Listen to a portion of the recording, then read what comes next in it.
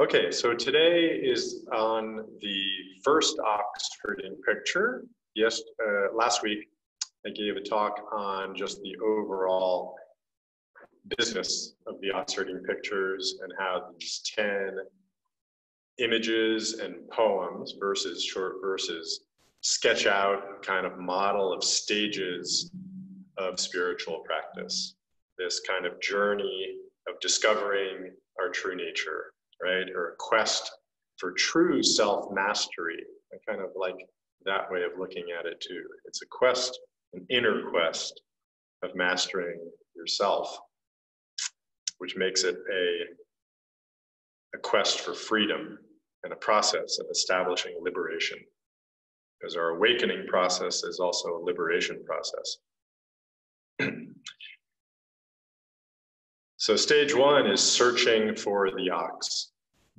The ox represents your true nature, true mind, true nature, true self. Okay? It's that which is with you all the time, but which you may rarely experience as yourself. You may experience it as something else. But to actually see it as yourself and to integrate it into your own self-understanding, that's a path. The Buddha said there are only two ways you can fail on the spiritual path: not to start and not to keep going. Those are the only ways to fail. So many of you know that my teacher, Shishin Roshi, his main mantra, his main teaching, which I've heard countless times and truly resonate with, is just keep going. Just keep going.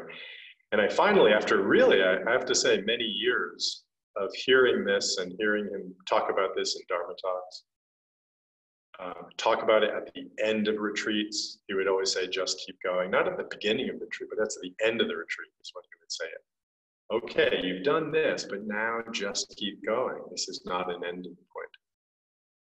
And I realized that what he meant by just keep going, the deeper truth, the inner truth of that was, it isn't just keep going until you get it, just keep going until you got it. It means just keep going until you're gone. That's what it is. So that's what this process is that the ox herding pictures are looking at. And we just keep going through this process until we're gone. The small self is gone. Our egoic identification is gone. And then we live as our true self, which is something much more alive, vibrant, liberated, and connected. But you can't keep going unless you start. And here we're going to start. In search of the ox, the search begins. There's a number of different translations of the verses that were initially written in the 12th century. Japan is where the main verses come from. So I like this one. Vigorously cutting a path through the brambles, you search for the ox. Wide rivers, eternal mountains, the path seems endless. With strength depleted and mind exhausted, you cannot find it. There's only the gentle rustle of maple leaves and the cicadas' evening song.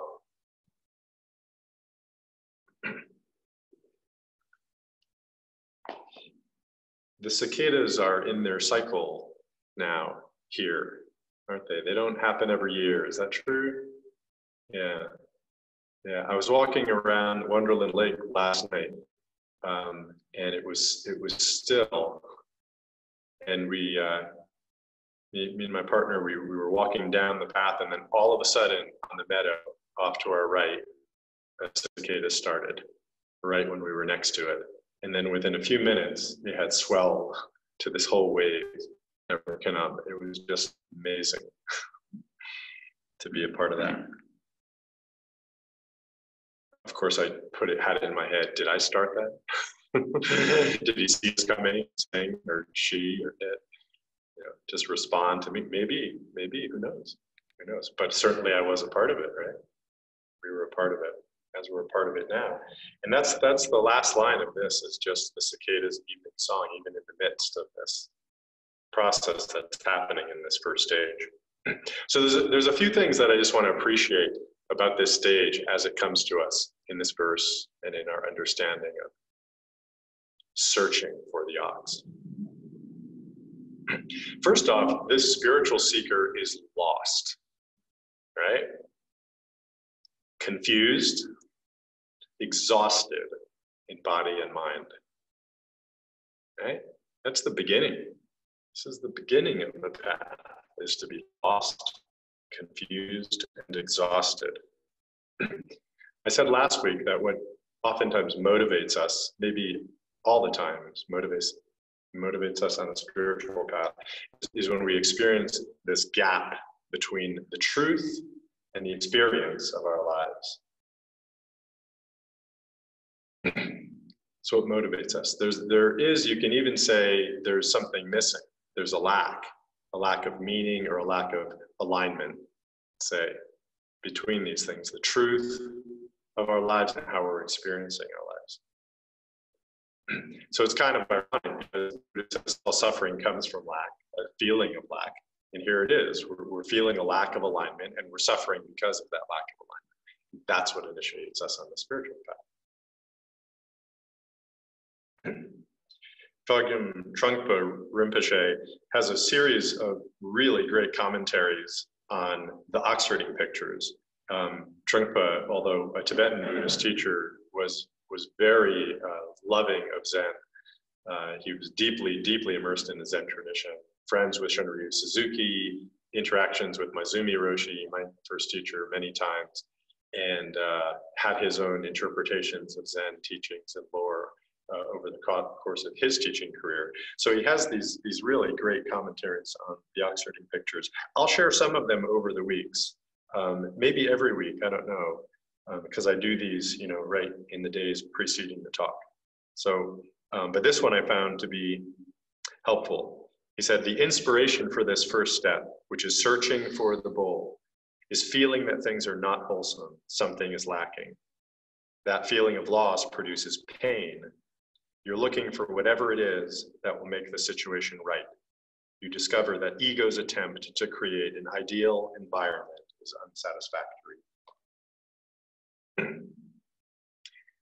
So maybe you can identify with that. The next thing to appreciate about this stage is that the path is not clear. It's not opened up. The seeker is already thrashing through the brambles, lost.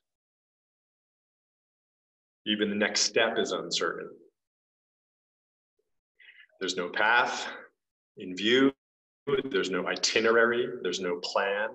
There's definitely no app to tell you where to go.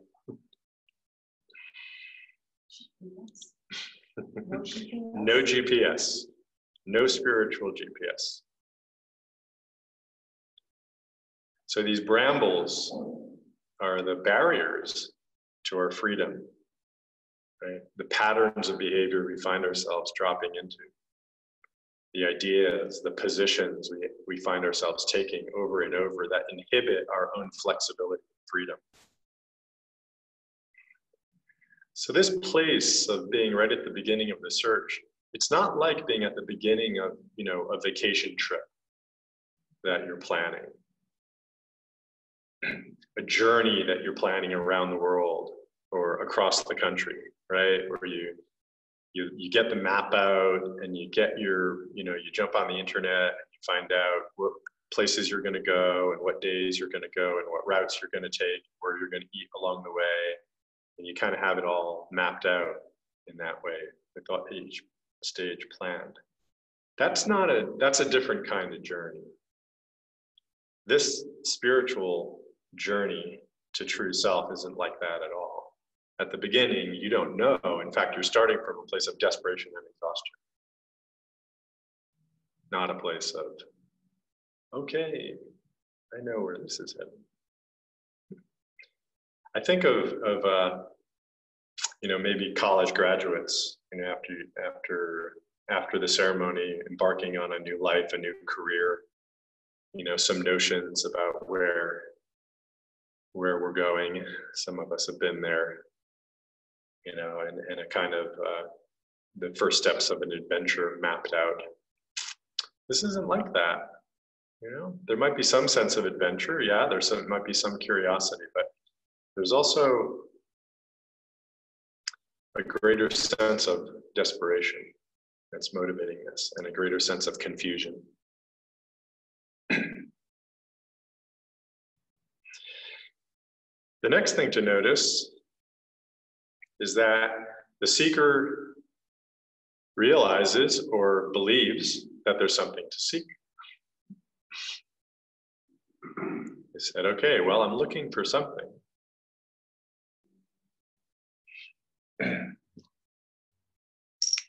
Right from the first line, vigorously cutting a path through the brambles, you search for the ox, or I search for the ox. Some of these are done with I, which I like better. I search for the ox. This in itself is quite a blessing. It's quite a gift, actually, to have that quality of mind arise, where you recognize that there's something there, here, that can address this condition of misalignment that I'm experiencing. Okay, maybe some sense, some feeling of what it is that you're looking for. There's this part of Buddhist lore. I don't think this is Zen. No, this isn't Zen lore. This is Buddhist lore. It's an analogy that I believe the Buddha gave, although it might have been subsequent teachers, said, being born in human form and encountering the dharma, the odds of that happening are the same as the odds of a tortoise who rises from the ocean floor once every 100 years, and upon the surface of the ocean is cast a circle like a big life preserver. Okay, and now we're talking about the wide oceans of the entire earth. And there's one ring, and there's one tortoise, which is you. And the odds of you incarnating into human form and then encountering the dharma are the same odds as that tortoise coming up once every 100 years and coming up right through the circle of the ring. So encountering the dharma is to be faced with something that, wow, here is something to investigate. Here is something to search. It's a teaching about your true self that points out that here is something that perhaps you may be interested in discovering and revealing. And this is oftentimes, where the real true search begins, perhaps for, many of you here. You may have gotten some kind of spiritual instruction over the years, and then you may have heard the words of the Dharma, and it sparked something in you. That's what happened with me. When I heard the teachings of the Buddha for the first time, I was very curious. I was raised Catholic, and then to have a spiritual teaching presented in this way, it's no self is at one with the divine or the spirit, and that we have access to this place experientially, not through a belief system, but experientially. Once I heard that, I never forgot it. I have to say, it really changed my life. Maybe it was that way for you too. The next thing I want to appreciate is vigorously cutting a path. So once this search is motivated within you, we kind of address ourselves to the search with varying degrees of vigor. But certainly in these early stages where we are lost, confused, and desperate, don't know where to put our next step, a certain amount of vigor is required. The Buddha told the story of 4 different types of horses to talk about the vigor with which one addresses oneself to practice. Or I should say, the circumstances which motivate one to vigorous practice. I think that's probably a better way to put it. Some of you know this analogy. It said there are 4 kinds of horses: excellent ones, good ones, poor ones, and bad ones. And now we're all listening like, oh, I hope I'm the excellent one. But not necessarily. The best horse, the excellent one, runs slow, fast, right, left, at the driver's will, before it sees the shadow of the whip. Before it sees the shadow of the whip, just totally responsive. Doesn't even need to feel the pain. The second best will run as well as the first one does, just before the whip reaches the skin. The third one runs when it feels pain on the body, so it cuts into the flesh. The fourth one runs after the pain penetrates to the marrow of the bones. Right?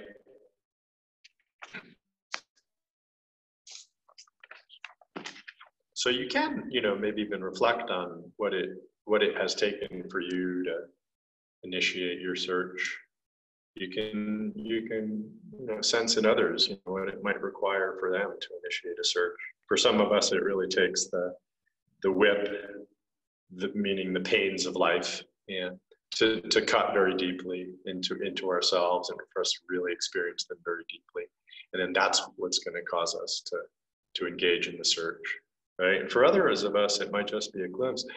For Dogen, it was the death of his mother, which the pain associated with that, but then it was watching incense rise from the altar at her funeral, and to see the passing of all things, in the same way as the passing of his mother. I think he was 12 years old. He might have been younger than that. He might have been 7 or 8, actually, when his mother died. So that was the kickstart for him.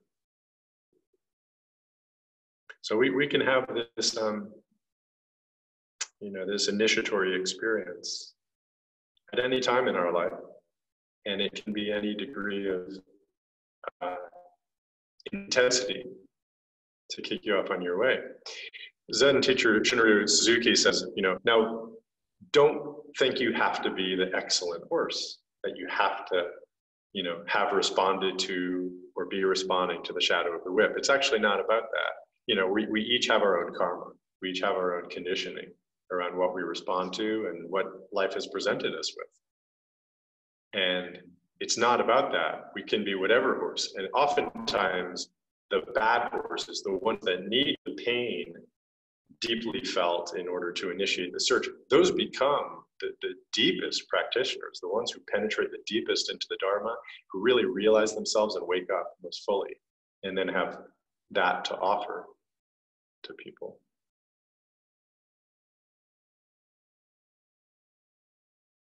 So that's okay.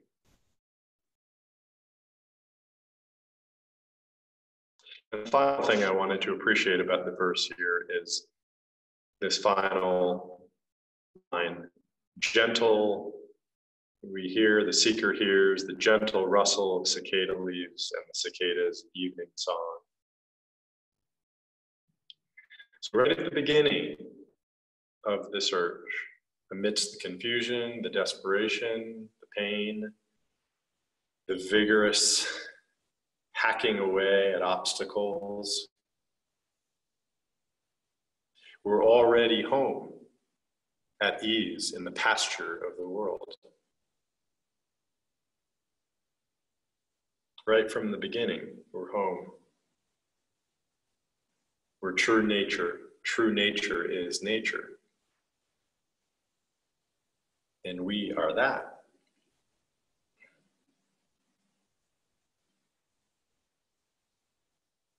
So in a way you could say, well, why doesn't he just, or why don't we just sit down and enjoy the sound of the cicadas, the feel of the breeze, cicada leaves. Yeah, the gentle rustle of the, it's not the cicada leaves, I misread that. It's the gentle rustle of the maple leaves in the cicada's evening song. The gentle rustle of the maple leaves. Yeah, just enjoy that. Yeah, if only we could do that. Yeah, if we can do that, then, and truly do that, and truly be fully present with the gentle rustle of the maple leaves and the cicada's evening song, without anything getting in the way, without anything interrupting that, without anything, whatever it may be, coming in between that experience